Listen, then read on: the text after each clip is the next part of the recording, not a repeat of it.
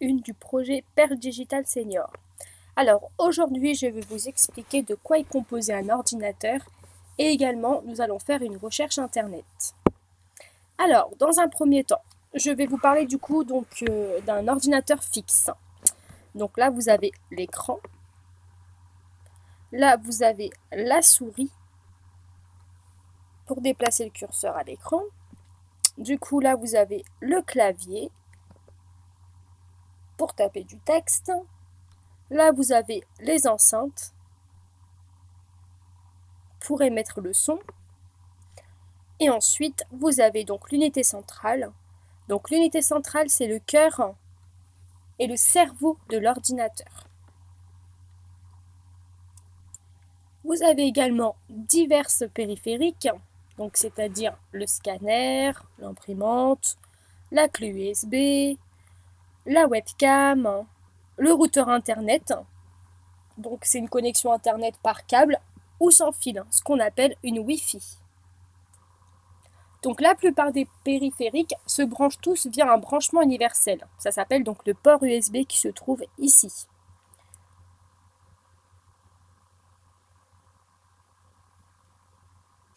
Parfois sur l'unité centrale, vous pouvez trouver le port USB donc à l'arrière.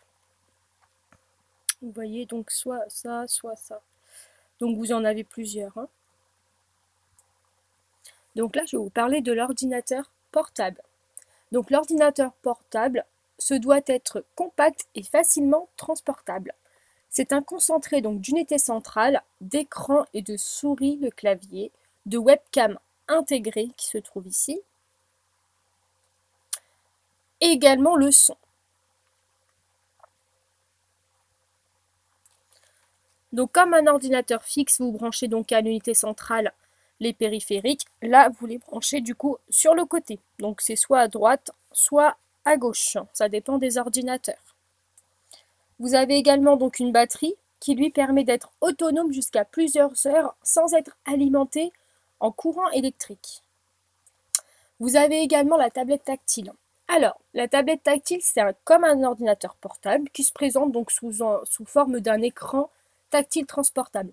Donc là, pareil, vous n'avez pas de clavier, pas de souris, donc il suffit de toucher avec votre doigt à chaque fois. Donc c'est pareil, ça propose les mêmes fonctionnalités qu'un ordinateur. Donc là, je vais vous parler du clavier. Alors, le clavier, ça dépend. Des fois, vous n'avez pas tous le même clavier. Là, je vous parle d'un clavier AZERTY. Donc là, vous voyez, vous avez donc en bleu toutes les lettres de l'alphabet.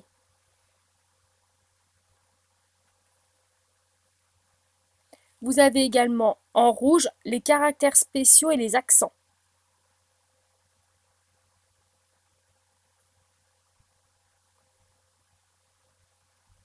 Et vous avez également en jaune les chiffres et également l'addition, la soustraction, la multiplication et la division. Donc là, je vais vous parler des touches importantes du clavier, donc on se sert souvent. Là, vous avez donc en bleu l'espace. C'est la plus grande touche du coup du clavier. Elle est aussi la plus utilisée. Donc en fait, à chaque fois que vous allez écrire un mot, vous allez cliquer sur espace. Ça vous permet de faire un espace entre chaque mot. Ensuite, en orange, vous avez donc la majuscule. Donc quand vous allez appuyer ici, c'est souvent avec un petit cadenas sur les ordinateurs. Sinon, c'est cette touche-là. Donc quand vous allez appuyer une fois dessus, vous allez activer la majuscule. Donc c'est-à-dire, vous appuyez une fois dessus, vous cliquez sur le A va s'écrire en majuscule. Ensuite, vous rappuyez dessus et après le reste, ça va être minuscule. Ensuite, vous avez la touche supprimer ou effacer. Donc c'est la touche qui est au-dessus, ici. Donc quand vous allez écrire une phrase et que vous voulez effacer une lettre, vous appuyez dessus, une fois. Vous voulez effacer 2 lettres, vous appuyez 2 fois dessus. Donc là, c'est la touche entrée en jaune. Donc la touche entrée, elle permet donc soit de retourner à la ligne et de créer un nouveau paragraphe lorsque vous êtes en saisie de texte, mais également à confirmer ou à valider dans de cas multiples. Donc parfois, ça peut également vous servir à valider. Et également en vert, vous avez le point. Donc à chaque fois que vous allez mettre une majuscule, écrire la première lettre, minuscule, on rappuie dessus pour la minuscule, on écrit hop, un mot, espace, un autre mot, espace, et on vient cliquer ici pour mettre un point. Vous avez également les guillemets et les parenthèses. Donc sur chaque clavier, pareil, ça peut être différent. Peut-être que c'est pas passé, pardon, c'est pas placé de la même façon. Donc là, vous voyez, vous avez le arrobase, le dièse, le dollar, le pourcentage, etc. Donc, pour les utiliser, il faut être en minuscule et vous les utilisez. Vous appuyez une fois dessus. Par contre, si vous voulez utiliser les chiffres qui sont en dessous, parce que vous êtes dit, bon, je ne vais pas utiliser ici, je vais utiliser ici. Vous avez juste à cliquer donc sur la majuscule et à cliquer sur les chiffres que vous souhaitez. Et ensuite, vous retirez la majuscule pour passer au petit texte qui est au-dessus, donc les petits guillemets, pardon. Si vous voulez mettre des guillemets, donc voilà, vous restez en minuscule. Je vais y arriver. Ensuite, vous avez également les ponctuations. Donc les ponctuations, c'est pareil. Quand vous allez être en minuscule, donc là, vous allez utiliser point virgule, virgule, le point et le slash. Le point et le slash. Quand vous allez cliquer sur majuscule, c'est pour utiliser tout ce qui est au-dessus. Donc comme le point d'interrogation. Voilà. Alors, nous allons passer à la recherche Internet. Donc du coup, vous devez utiliser donc un navigateur. Un navigateur, c'est quoi? Donc c'est ce que vous trouvez là. Internet Explorer, Google Chrome, Firefox. Donc ça s'appelle des navigateurs. Alors moi, je vais utiliser le navigateur Internet Explorer. Donc vous cliquez dessus, clic gauche.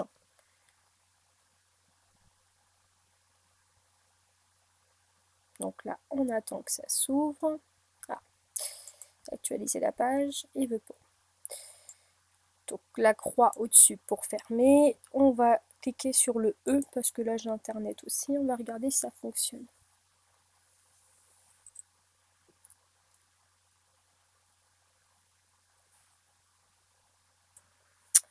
Donc voilà, j'ai été sur Internet Explorer. Du coup, mon moteur de recherche, j'ai envie d'utiliser Google.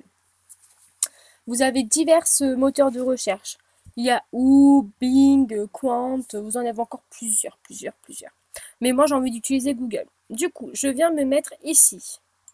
Et je vais écrire, donc clic gauche, vous faites un clic gauche, vous écrivez du coup Google. Et là, vous faites Entrée avec la touche du clavier.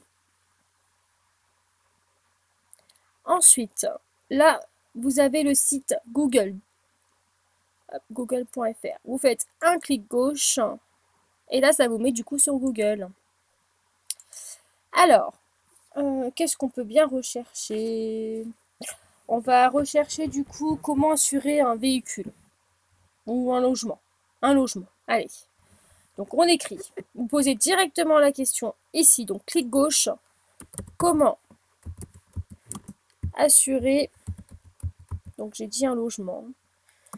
Donc vous voyez, vous avez plusieurs choses qui s'affichent. Là, je fais que de glisser avec la souris, je clique pas. Il ne faut pas cliquer surtout. Un logement. Ah, logement, je le vois là. Vous voyez, j'ai juste écrit le L, ça s'est affiché. Donc vous venez avec votre souris, hop, vous faites un clic gauche ici. Alors là, vous avez le site habitation.maif.fr. Ensuite, vous avez le site de Groupama. Donc ça s'appelle des sites, ce que vous voyez ici. Là, vous avez le site Matmut. Bon, allez, on va cliquer sur le site Matmut. Alors pour cliquer, il faut cliquer clic gauche ici du coup, sur ce qui est en bleu.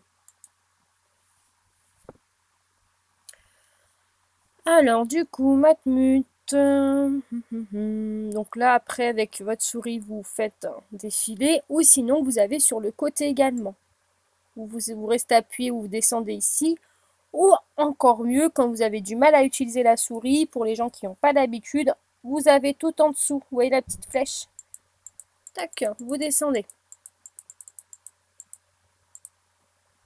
Donc nous, on cherchait comment assurer un logement. Euh,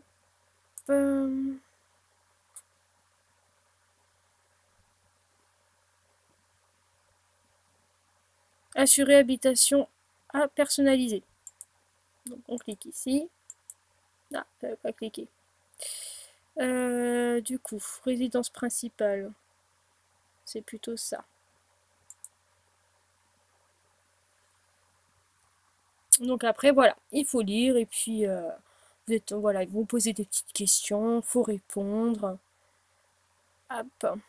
Ensuite, vous êtes dit, ah bah finalement, le site Matmut, j'aime pas trop. Alors, vous faites un retour en arrière.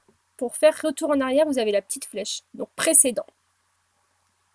Touc. Vous voyez, c'est en train de charger. Précédent, encore une fois. Hop, ça vous remet du coup sur la page qu'on était tout à l'heure. Donc là, pareil, vous vous dites, bon, bah, je vais regarder quel site. Ah, Massif. Vous faites un clic du coup ici, le site Massif. Hop. Ah, si, alors, assurance, habitation, résidence principale. Hop, vous cliquez. Donc là, on va faire, pas faites-vous rappeler gratuitement. J'aurais bien voulu remplir un formulaire pour vous montrer.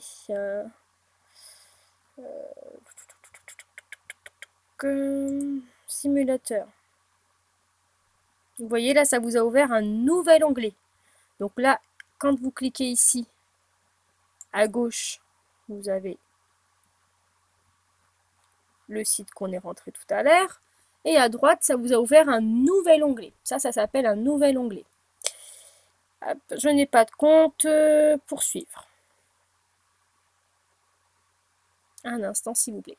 Voilà, donc après ici, vous pouvez remplir. Que vous souhaitez-vous assurer? Donc là, vous avez juste à cliquer.